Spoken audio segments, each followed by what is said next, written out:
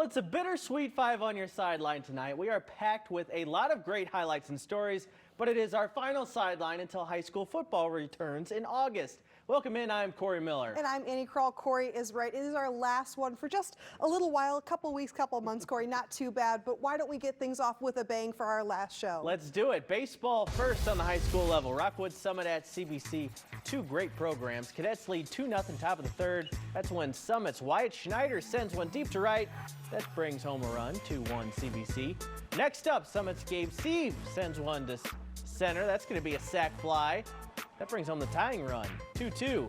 Bottom third, CBC's Derek Pitts blisters one through the infield to left. That scores one. CBC back on top, 3-2. Bottom four, runners on for Bryce Edmondson. He hits one in the gap. 2-run score. CBC goes up 6-2 there. They'd gone to win 8-3. Let's talk about the girls, though. Hands down, the biggest rivalry of the night. Columbia taking on Waterloo at home on the softball diamond. Newsflash to no one, it was standing room only watching this game. An excellent single to start things off right by me, actually, in left field for Waterloo's Raylan Melching. But then it's going to get this behind the fence look, getting momentum with the Bulldogs. A deep fly ball to center is going to be a big throw home. Not going to be in time, though. Check this out. Madeline Kraft is going to score the only run of the entire game. It's going to be a walk-off for Waterloo to get a 1-0 win over Columbia. It is their 6th victory in a row this season. We'll be talking about City SC just a little bit later in the show, but high school girls soccer was top of mind at Melville tonight, hosting Northwest Cedar Hill. Lions are going to strike first. Kayla Boyer all over it with a net shot, and it's right on the doorstep. The freshman forward gets the early lead. Then it's going to be Kara Lowry off a defender and going to find Allie Boyd, who gets it in for Melville just in the top of the net with a little bit of spin. And then only minutes later, it's Ireland Stover who sprints and does the exact same thing. They're going to launch Melville up 2-1 before the half. Eventually, Melville runs away with this one, a 4-3 win over Northwest. Well, the only good thing about the Cardinals' opening day dud against the Dodgers is that in baseball, you get to redeem yourself immediately the next day. But so far tonight, it is a familiar script out in Hollywood. Zach Thompson got the assignment of trying to control the juggernaut Dodgers, and he got a rude greeting. Mookie Betts is on fire. The first batter of the game for the Dodgers, first run of the game for the Dodgers. Betts already has 3 homers this season. Victor Scott got the chance to flash some weather. He's out in center with a nice diving catch in the first inning. You know the Dodgers offense wasn't done, though. Teoscar Hernandez destroys a 3-run bomb. Brendan Donovan almost gets a glove on it. That was Teoscar Hernandez's 2nd home run of the night already. Right now, LA leads 5-0.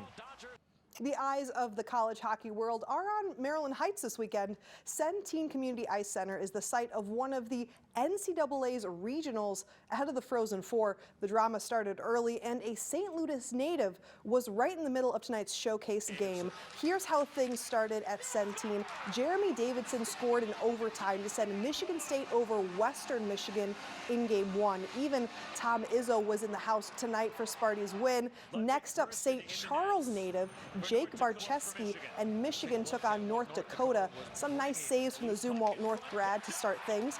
Michigan currently leads late 4-2. We caught up with Jake to ask about playing a game this big back at home in front of his friends and family.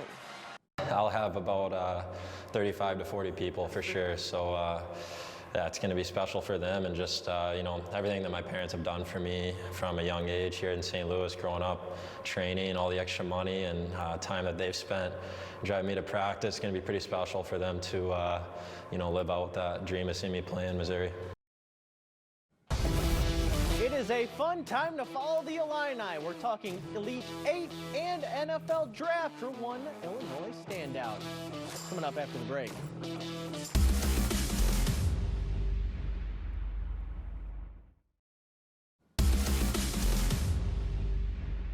He gets the rep of being the hard-nosed guy, but you know, on the inside, he's really kind of soft. I've never been called that in my life, Marcus.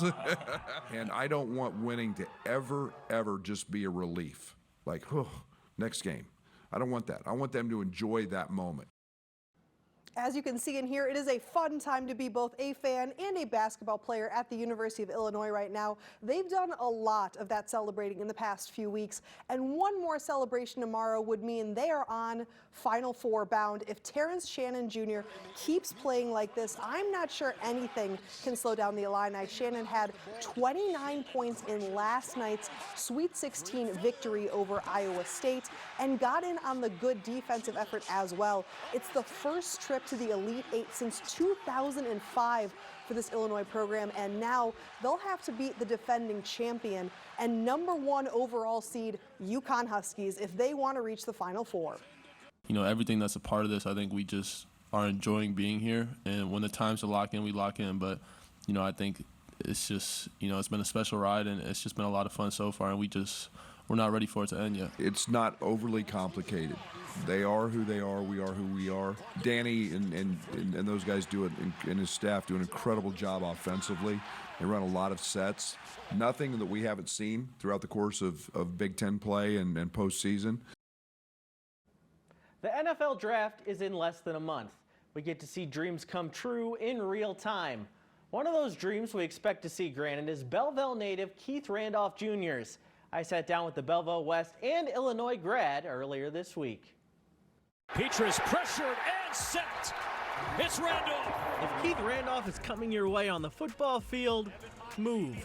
The 6'3", 300-pound defensive tackle was a tank for 5 years in Champaign, racking up 159 tackles and 10 sacks. But as he waits for his name to be called for a career in the NFL, back in his days at Belleville West, it looked like basketball would be the future. Until his junior year. In my first practice, I ended up getting an offer from Lindenwood Belleville. So I'm like, oh wow, like, and I had no offer at the time, so that offer felt like it was like Ohio State or something. So just getting that offer, and I only playing for one day. Now Randolph is back in that maroon weight room, preparing to be a professional athlete, and adding to the growing success Coach Brett Bielema is having, sending Illini to the next level. Before Coach Bia came in, I don't think we weren't sending players off to the NFL at this fast of a pace. And now it's like every other year, Illinois is putting some guys in the NFL, so he definitely has a big thing to do with that. When Randolph becomes an NFL player, he'll amazingly be the third pro athlete from Belleville West 2018 state championship basketball team, joining Malachi Smith and E.J. Liddell. Belleville West will win it.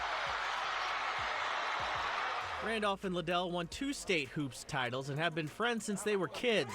And now the pair are both about to be living out their childhood dreams as professional athletes. Sometimes I tell them, like, dude, like, you're with the Pelicans, what if the Saints get me? And we're both in New. I'm like, we're living together. Like, we have to. I'm like, we need a documentary, because, like, the same high school, was playing basketball together since we were, like, in the 5th grade. And to get to the point where we are now, like I said, it's just a blessing. I'm proud of him. Randolph will always be repping his hometown at the next level. It's helped me get to where I am today. It's made me, 6-8, baby. We've put out a lot of great athletes in this city, and I'm just blessed to be another one of them. And has already thought about what that draft day moment will feel like. I even practice fake phone calls and stuff like that. I don't want it all to hit me at once on draft night, so hopefully, in April I start getting a little bit more adjusted to it, but I don't know how I'm gonna feel. I hope I don't cry. I'm gonna try not to cry. I'm gonna try to keep it gangster. Incredible story there, Corey. Well, SLU women continuing their trek in the WNIT Super 16 against Purdue Fort Wayne. And we're just going to show you a bunch of Peyton Kennedy highlights. She was absolutely on fire tonight. 31 points, 4 of 7 from 3, 9 rebounds, and an 82-78 win for the Billikens on the road. SLU will play Wisconsin for a trip to the WNIT's Fab Four. Congrats to the Bills. It's also a packed sports weekend for our St. Louis pro teams as well. We'll check in with the Battlehawks and City SC after the break.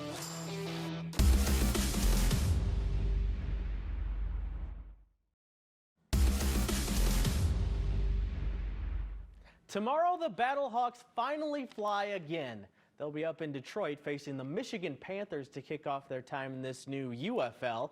And Coach Beck has made one thing clear all offseason. It is championship or bust for these Battlehawks. Last year in the XFL, the Battlehawks went 7-3, but still narrowly lost out on a playoff bid thanks to some interesting math and a couple of close losses. It's a new year, a new team, and a new league. And with this year's UFL championship game set for the Dome, Coach Beck knows his team should be there at the end.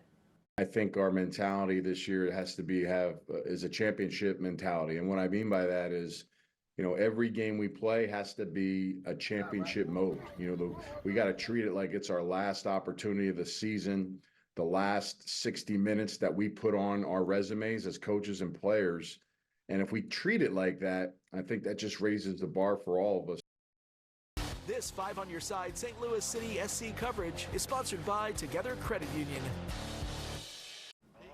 City SC has not won a game since March 2nd. However, they're one of just 5 MLS teams that are technically still undefeated. Let me put it in simpler terms. They've had a lot of draws so far. Tomorrow, the team will try to break that trend on the road in Salt Lake City.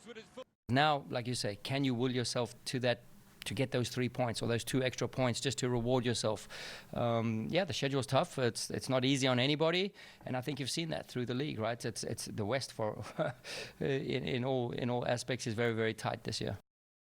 A lot of draws, but hopefully a big win, Corey, tomorrow. Hopefully, that would be big for them. And 5 on Your Sideline might be going away, but we're still going to have some high school coverage the rest of this school year and over the summer until we're back. We'll be better than ever. And also the Olympics. You have to be here for that. Definitely. All right, that'll do it for 5 on Your Sideline tonight. For Andy Kroll, I am Corey Miller. Have a great night, St. Louis.